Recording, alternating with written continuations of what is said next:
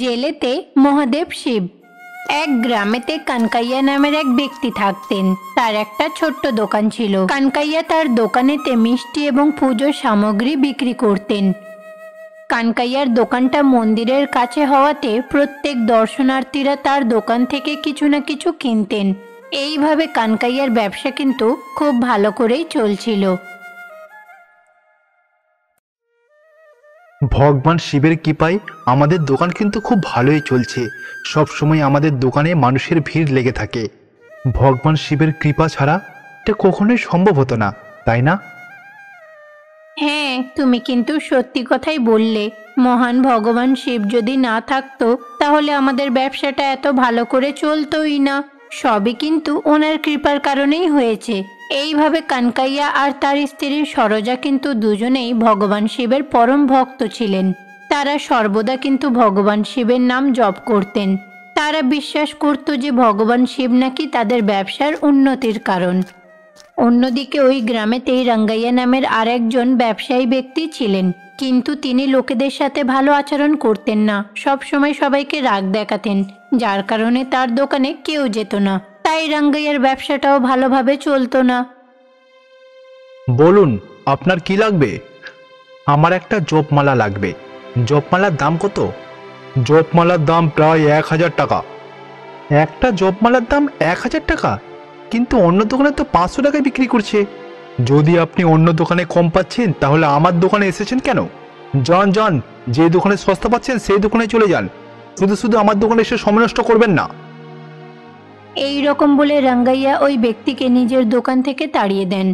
এইভাবে রাঙ্গাইয়ার দোকানে যদি কেউ কিছু কিনতে আসতো, রাঙ্গাইয়া তার সাথে ঝগড়া করত, নানা রকমের কথা বলতো। রাঙ্গাইয়ার এমন বাজে ব্যবহারের কারণেই ওই গ্রামবাসীরা কিন্তু সবাই কানকাইয়ার দোকানেই যেত।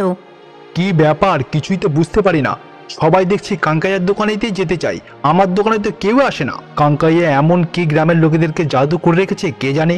যে করেই হোক আমি ওর ব্যবসাকে নষ্ট করে দেব। এইভাবে রাঙ্গাইয়া কানকাইয়ার প্রতি ঘৃণা ও হিংসা করতে লাগলো। এইভাবেই সময় কাটতে লাগলো। কানকাইয়া এবং তার স্ত্রী সরোজা উভয় কিন্তু ভগবান শিবের ভক্ত ছিলেন এবং প্রতিদিন মন্দিরে যেতেন তারা।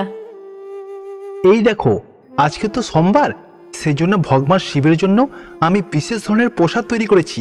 এই প্রসাদ ভগবান শিবকে অর্পণ করে তারপর সমস্ত ভক্তের মধ্যে বিলিয়ে দেব। বাহ, খুব ভালো কাজ করেছো।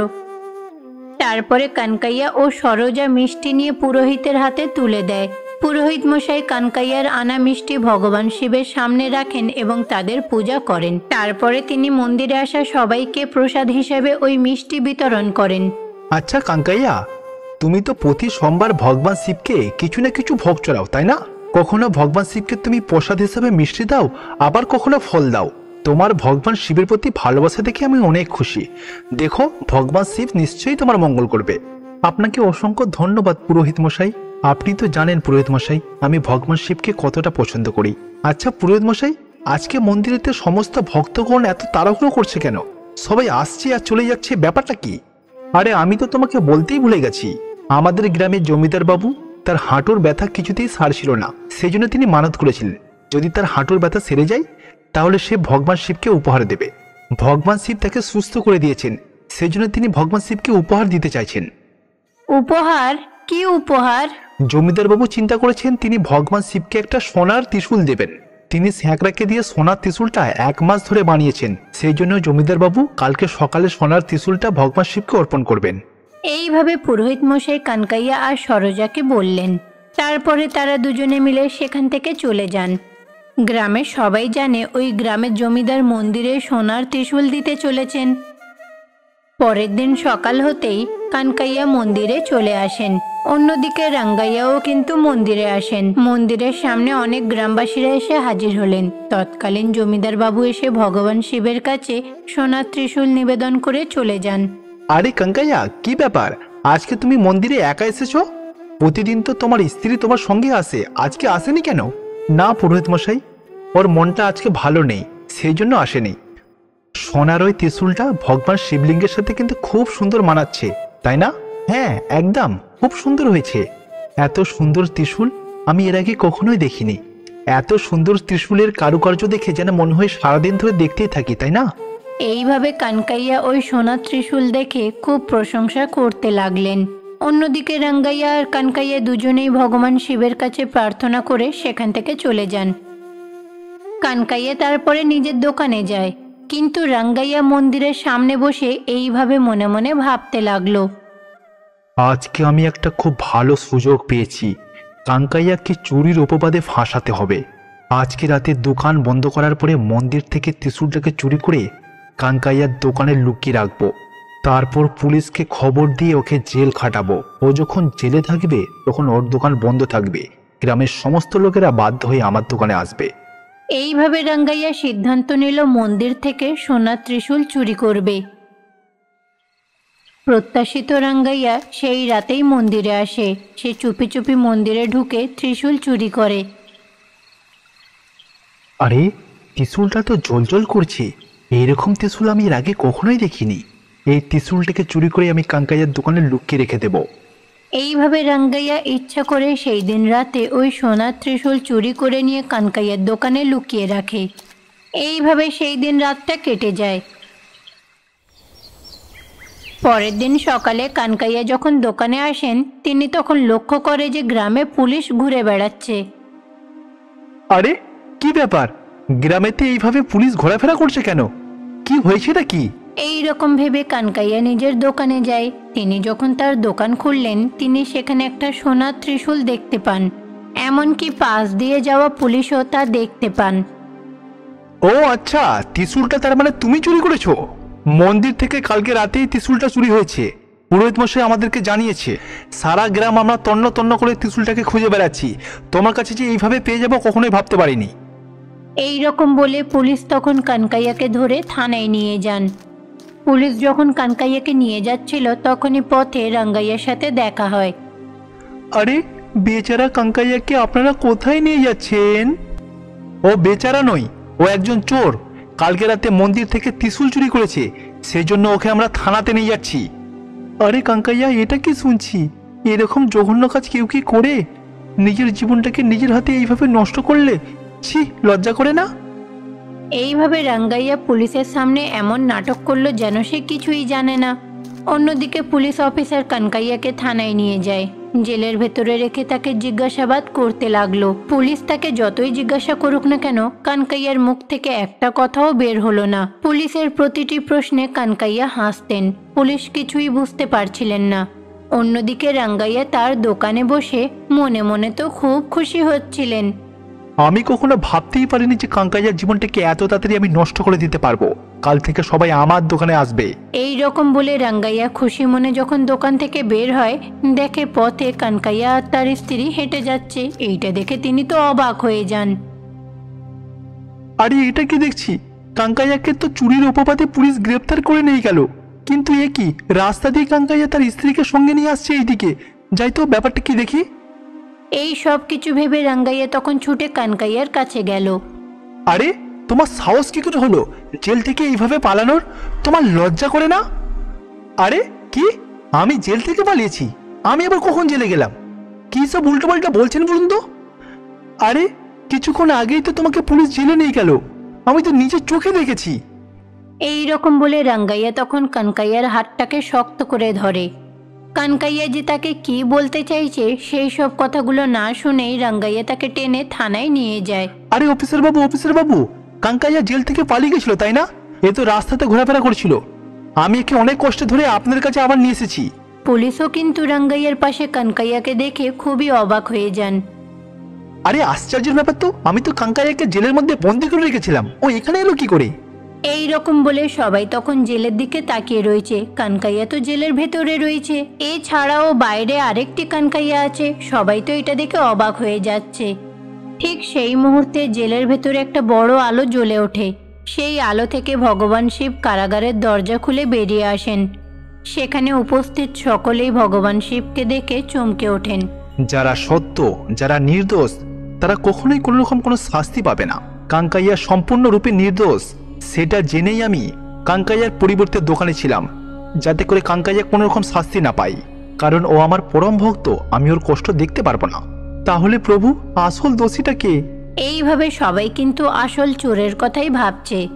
ঠিক তখনই ভগবান শিব তার হাতে রাতের দৃশ্য দেখান। সেই দৃশ্যে সবাই রাঙ্গাইয়াকে ওই ত্রিশূল চুরি করতে দেখতে পায়। সবাই তো অবাক হয়ে যায়। সবকিছু দেখানোর পরে ভগবান শিব বলেন, রাঙ্গাইয়া, এখন আপনি আপনার নিজের ভুলটাকে স্বীকার করুন সকলের সামনে। ভগবান শিবের মুখ থেকে এমন কথা শুনে রাঙ্গাইয়া কেঁদে নিজের ভুল স্বীকার করে নেন। স্বামী, প্রভু আমাকে ক্ষমা করে দিন। আমি কাঙ্কাইয়াকে চুরির অপবাদ দিয়ে ফাঁসানোর জন্য মন্দির থেকে ত্রিশূলটা চুরি করে ওর দোকানে রেখেছিলাম। আমাকে ক্ষমা করে দিন। রাঙ্গাইয়ার মুখ থেকে সত্য শোনার পরে ভগবান শিব সেখান থেকে অদৃশ্য হয়ে যান। পুলিশ তখন রাঙ্গাইয়াকে গ্রেপ্তার করেন। দেখেছো তুমি, ভগবান শিব শুধুমাত্র আমাকে রক্ষা করার জন্য আমার রূপ নিয়ে কারাগারে বন্দী হয়েছে। ভগবান শিব আমাকে সত্যি অনেক ভালোবাসে। হে স্বামী, হে প্রভু, আপনাকে অসংখ্য ধন্যবাদ। এই রকম বলে কানকাইয়া আর তার স্ত্রী দুজনে ভগবান শিবকে ধন্যবাদ জানায়। আর রাঙ্গাইয়াকে পুলিশ জেলে বন্দি করে দেয়। তারপরে কানকাইয়া আর তার স্ত্রী ওই সোনার ত্রিশূল নিয়ে মন্দিরে গিয়ে শিবলিঙ্গে স্থাপন করলেন। কৈলাসে বসে ভগবান শিব ধ্যান করছিলেন।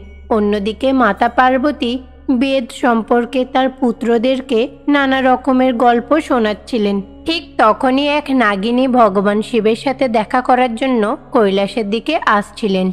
আমাকে এখনই কৈলাসে ভগবান শিবের কাছে যেতে হবে। ওনাকে গিয়ে নিজেদের সমস্যার ব্যাপারে জানাতে হবে। ভগবান শিবই আমাকে আর আমার জাতিদেরকে বাঁচাতে পারবেন। এই রকম ভাবনা চিন্তা করতে করতে নাগিনী কৈলাসে এলেন। কৈলাসের মুখ্য দ্বারে দাঁড়িয়েছিলেন নন্দী। তিনি তাকে দেখে বলেন, আরে, আপনি কে? আপনি কৈলাসের ভেতরে প্রবেশ করছেন কেন? আমি খুবই বিপদের মধ্যে রয়েছি। এখন আমাকে ভগবান শিবের কাছে দয়া করে যেতে দিন। আমি ওনাকে নিজের সমস্যার ব্যাপারে বলতে এসেছি। হ্যাঁ, সেসব তো ঠিক আছে, আপনার সমস্যাটা কি? এর আগে তো আমি কৈলাসে আপনাকে কখনোই দেখিনি। আচ্ছা, আপনি কি পৃথিবী থেকে এসেছেন? আমি ভূলোক থেকে আসছি। আসলে আমি নাগ জাতিদের মধ্যে থেকেই একজন। আসলে কিছু কারণ আর অভিশাপের কারণেই আমরা ভূলোকেই রয়ে গেছি। কিন্তু ভূলোকবাসীরা আমাদের সেখানে শান্তিতে থাকতে দিচ্ছে না। আমাদের উপরে অনেক অত্যাচার করছে। আমাদের সমস্যার ব্যাপারেই ভগবান শিবকে বলতে এসেছি। আমাকে যেতে দিন। নাগিনীর কাছ থেকে এইসব কথা শোনার পরে নন্দীও তখন ওনাকে ভগবান শিবের কাছে যাওয়ার জন্য অনুমতি দিলেন। হে মহাদেব, আপনাকে প্রণাম। নাগিনীর প্রণাম করার পরে ভগবান শিবও কিন্তু ধ্যান থেকে বেরিয়ে এলেন। অন্যদিকে মাতা পার্বতী, যিনি কিনা বাচ্চাদেরকে বেদের ব্যাপারে বলছিলেন, তিনিও সেখান থেকে উঠে ভগবান শিবের কাছে গেলেন। আরে নাগিনী, আপনি হঠাৎ করে এখানে? আপনাকে দেখে মনে হচ্ছে আপনি খুবই চিন্তার মধ্যে রয়েছেন। কি ব্যাপার বলুন তো, কি হয়েছে? মহাদেব, আমি আমার কষ্টের কথা আপনাকে জানাতে এসেছি। আমি ভূলোকে থাকি। সেখানে থাকা ভূলোকবাসীরা কিন্তু খুবই হিংস্র হয়ে উঠেছে। আপনার যদি বিশ্বাস না হয় তাহলে গঙ্গা মাতাকে আপনার মাথার জটাতে ডেকে আনুন। উনি বলবে যে প্রকৃতির সাথে সাথে আমাদের মতো প্রাণীদের উপরে ওরা কেমন অত্যাচার করছে। আচ্ছা নাগিনী, তুমি শান্ত হও। ভূলোকে হচ্ছেটা কি ভালো করে বলো, তোমার সমস্যাটা কি? ভূলোকবাসী আমাদের উপরে হামলা করছে। আমাদের কাছে একটা নাগমণি আছে, সেটা পাওয়ার জন্য একটা ডাইনি আমাদের উপরেও হামলা করছে। কিন্তু এখন তো সাধারণ মানুষেরাও আমাদেরকে ছাড়ে না, অত্যাচার করে। শান্তিতে কোথাও ঘুরতেও পারি না। যেখানেই যাই তারা পাথর ছুঁড়ে ছুঁড়ে মারে আর আমাদেরকে মেরে ফেলে। অন্যদিকে আমরা যে জঙ্গলে শান্তিতে থাকতাম, শ্রমিকেরা এখন সেই জঙ্গলটাকেও নষ্ট করে দিচ্ছে। আমরা তাহলে কোথায় থাকবো বলুন? ওরা তো সবাই রাগে আমাদের ঘরগুলো ভেঙে দিচ্ছে, টিলে ভেঙে দিচ্ছে, আমাদের উপরে হামলা করছে। আমরা এখন কি করব? আমি তো এটা বুঝতে পারছি না যে ওরা কি আমাদের ভয়েতে এই সব কিছু করছে নাকি অন্য কিছু। দয়া করে আপনি আমাদেরকে সাহায্য করুন। এই রকম বলে নাগিনী ভগবান শিবের চরণ ধরে তার কাছে অনুরোধ করতে লাগলেন। সবকিছু শুনে ভগবান শিব বললেন, আমি আপনার কষ্ট বুঝতে পারছি নাগিনী। আমি আপনার জাতির সমস্ত কষ্ট দূর করে দেব। আপনি নিশ্চিন্ত হয়ে এখন পৃথিবীতে ফিরে যান। এইভাবে ভগবান শিব নাগিনীকে ভূলোকে যেতে বললেন। ভগবান শিবের কথা মতো নাগিনীও সেখান থেকে চলে যান। স্বামী, আপনি এখন কি করতে চলেছেন? এই নাগ জাতিদের দুঃখ কষ্ট কিভাবে দূর করবেন? বাস্তবে কিন্তু নাগ জাতিদেরকেও দেবতা মনে করা হয়। ওদের পুজো করা উচিত। ওরা পূজনীয়। যেহেতু এরা পুজো করে না বলেই তাদের উপরে অত্যাচার করে। আমার তো মনে হচ্ছে ভূলোকবাসীরা ইচ্ছা করে নাগ জাতিদের বিরক্ত করছে। আপনি কিছু একটা করুন। মনুষ্য জাতি নিজেদের নির্বুদ্ধির কারণে এইসব অবলা প্রাণীদের উপরে অত্যাচার করে যাচ্ছে। মনুষ্য জাতিকে বলতে হবে যে কোনটা ভালো কোনটা মন্দ।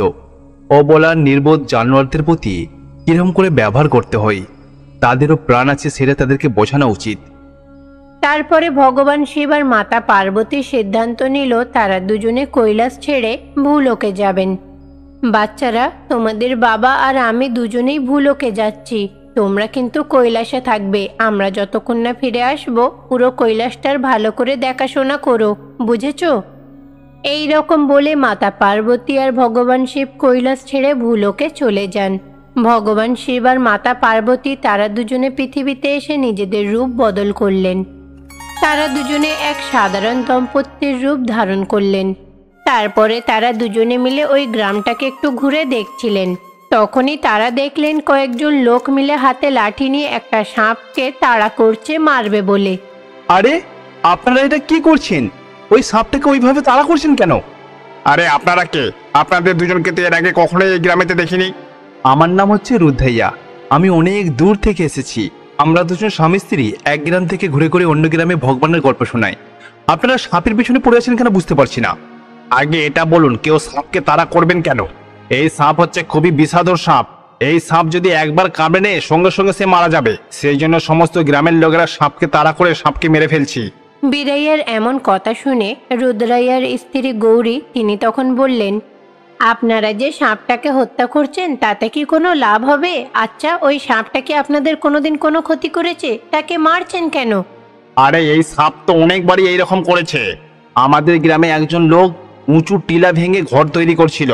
হঠাৎ করে উঁচু টিলা থেকে সাপটা বেরিয়ে তাকে কামড়ে নেয়, সঙ্গে সঙ্গে সে মারা যায়। সেই জন্য আমরা গ্রামের সমস্ত সাপগুলোকে এক এক করে মেরে ফেলছি। বাবা, খুব ভালো। আপনারা সব গ্রামের লোকেরা উঁচু টিলাটাকে ছেড়ে ঘর তৈরি করতে পারেন না? আরে এই পৃথিবীতে সমস্ত জীবজন্তুর বেঁচে থাকার অধিকার আছে। আপনারা তার থাকার বাসস্থান ভেঙে দিবেন আর আপনারা ভাবছেন যে সে কিছু করবে না। আপনাদের যদি সত্যি অত সাহস থাকে তাহলে বাঘের গুহাকে ভেঙে সেখানে বাড়ি তৈরি করুন, তাহলে দেখবো কত বড় বুকের পাটা আপনাদের। রুদ্রাইয়ার এমন কথা শুনে সেখানে থাকা সব ব্যক্তিরা যে যার নিজের হাঁটুর দিকে তাকাতে লাগলেন। দেখুন, আপনারা যতক্ষণ না কোনো প্রাণীকে ক্ষতি করবেন সেই প্রাণীও কিন্তু আপনাদের ক্ষতি করবে না। একসময় এই পৃথিবীতে কত জঙ্গল ছিল, কিন্তু এখন তো একটা জঙ্গলও খুঁজে পাওয়া যায় না। আমরা তো নিজেদের লোভের কারণে জঙ্গলগুলোকে দখল করে নিয়েছি, কিন্তু এইসব প্রাণীরা কোথায় যাবে বলুন? তারপরে ওরা যদি আমাদেরই মাঝে ঘোরাফেরা করে সেটা আমরা পছন্দ করি না। আমরা সাহস দেখে তাদেরকে মারতে যাই, এটা কিন্তু অনেক বড় অন্যায়। এইভাবে গৌরী আর রুদ্রাইয়া সেখানে থাকা সব লোকেদেরকে সাবধান করলেন। সত্যি কথা বলতে এই নাগ জাতি হলো পূজনীয়। আপনারা কি জানেন এই পৃথিবীতে আদি থেসুসেরও অধিকার আছে? আর এই আদি থেসুর অর্থ হলো কি এই নাগ জাতিদের মধ্যে কেউ রাজা হয় না। আজ যদি ওরা এই পৃথিবীটাকে মাথায় তুলে না রাখতো তাহলে হয়তো আমরা এখানে থাকতে পারতাম না। এমনকি পুরাণে লেখাও আছে যে নাগরা দেবতাদের অনেক সাহায্য করেছে। অমৃত ছলকানোর ব্যাপারে তো আপনারা সবাই জানেন। আর এই নাগ তো সুব্রহ্মণ্য স্বামীর অবতারও ছিল। আপনারা যদি এইভাবে নাগদেরকে কষ্ট দেবেন তাহলে দেখবেন আপনাদেরও বংশ কিন্তু নষ্ট হয়ে যাবে। আপনাদের কথা শুনে মনে হচ্ছে সাপ তো সত্যি সত্যি আমাদের অনেক উপকার করছে। তাহলে ভেবে দেখুন আপনি একটা সাপকে কি করে মারতে পারেন যে আপনাদের এত উপকারে আসছে। আপনাদের উচিত ওই সমস্ত সাপদের আদর করা, তাদের পুজো করা। রুদ্রাইয়ের এমন কথা শুনে সেখানে থাকা এক মহিলা তখন বলে ওঠেন, আমাদের তাহলে কি করতে হবে? মায়ের কাছে গিয়ে দুধ ঢালতে হবে? আরে না না, যদি আপনারা ওই উঁচু টিলার মধ্যে দুধ ঢালেন তাহলে তো টিলা ভিজে যাবে, তখন ওই সাপ ওই টিলার মধ্যে থাকতে পারবে না। এই রকম করলে তার বাসস্থান তো সম্পূর্ণরূপে নষ্ট হয়ে যাবে। তাহলে এই নাগাদের পুজো কিভাবে করব? আপনাদের তো দেখে মনে হচ্ছে আপনারা সবকিছুই জানেন, তাহলে আপনারাই বলে দিন কিভাবে পুজো করব। ওই মহিলার এমন প্রশ্ন করাতে রুদ্রাইয়া আর গৌরী বললেন, প্রাচীনকালে ঋষিমুনিরা অনেক নাগ নাগিনীর মন্দির স্থাপন করেছেন। ওইসব মন্দিরে নাগ নাগিনীর অনেক মূর্তিও রয়েছে।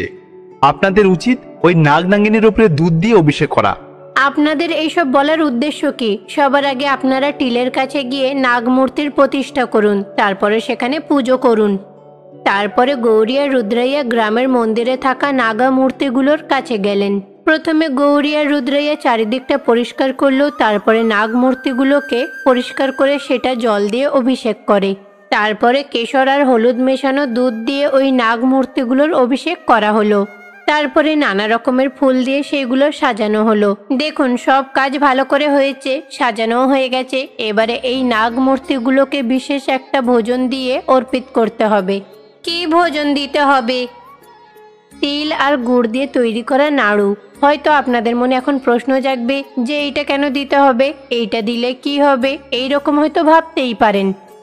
হ্যাঁ হ্যাঁ, বলুন না, এই রকম কেন করতে হবে?